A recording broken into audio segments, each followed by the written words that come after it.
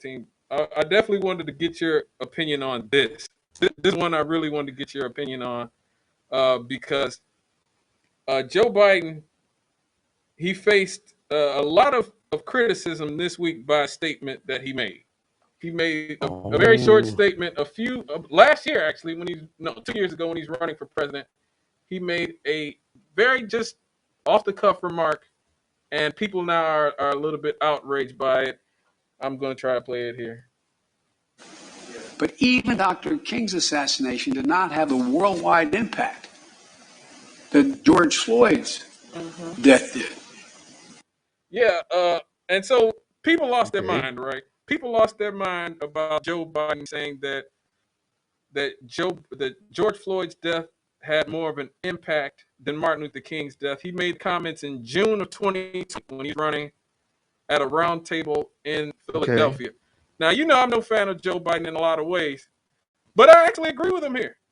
Yeah. I don't see why people are in the sense that nobody's saying that George Floyd is as great as Martin Luther King. We know that he lived a very complex life full of mistakes, and he didn't there were a lot of things he did wrong, Well, I mean, who doesn't? right? But But I mean, I remember what you said early on during that season.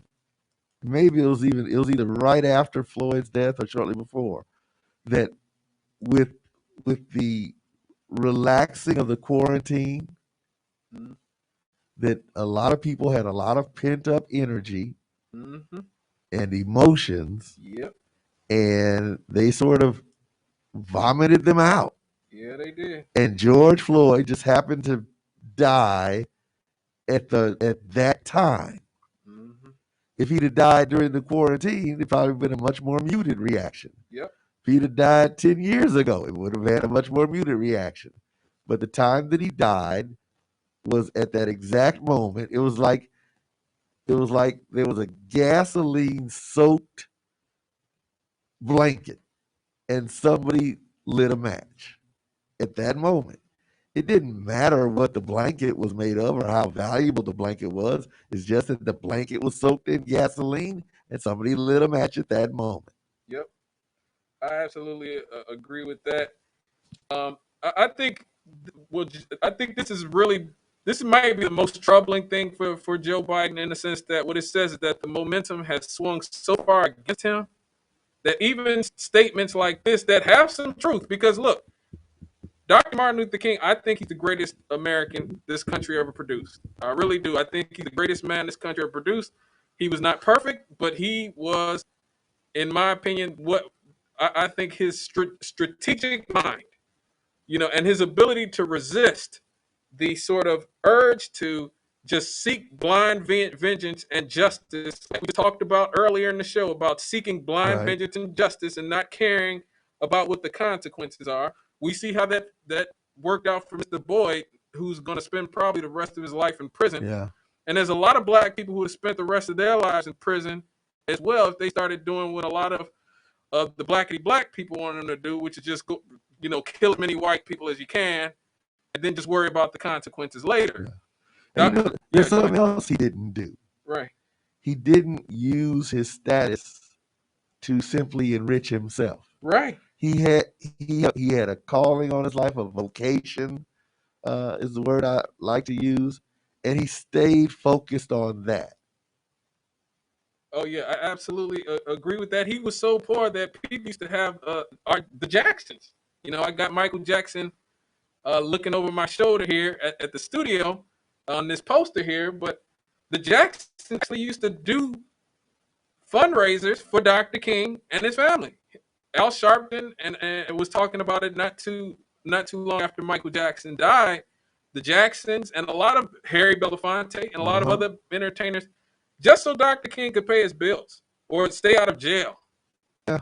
And so he did not enrich himself. He didn't have a book deal. Well, he did write books, but I'm just saying he didn't have the multi-million-dollar book deals that you see now. He didn't Right. have a show on NBC, ABC, CBS where he was paid millions of dollars to interview and hobnob with the celebrities. He did hobnob with celebrities like the Jacksons, like Dick Gregory. But it was more like, they were drawn to him Right. rather than him seeking them Right.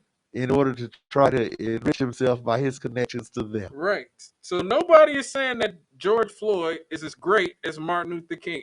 Like I said, we know George Floyd was a flawed man, a very flawed man in a lot of ways, which is why I disagree with putting statues of him up places.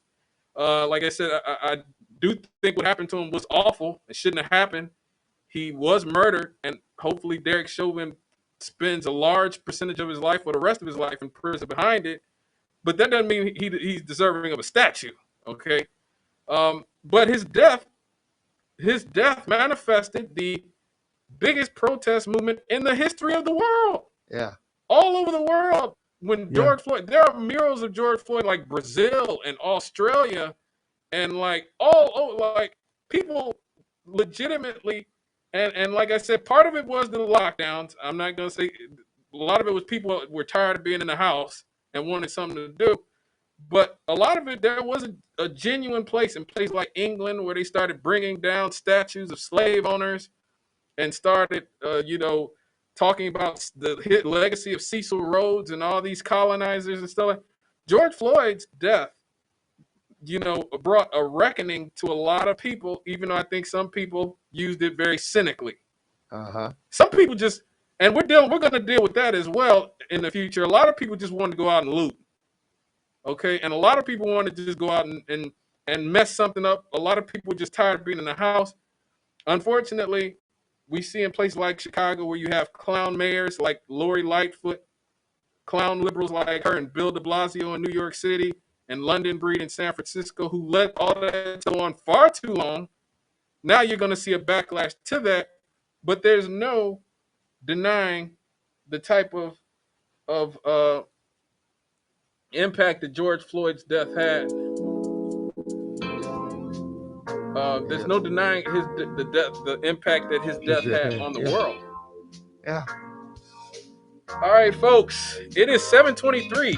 Man, this show is going by so fast because I'm having so much fun talking with Rev, and I'm having fun talking with you guys. Yeah. Like, it's already time for a commercial. We already just talked for 40 minutes. Woo! Yes. So we will be right back after these messages. We got to talk about the Indiana's new law when we come back on WLTH 1370. I'm Scott the Rev. Give us a call.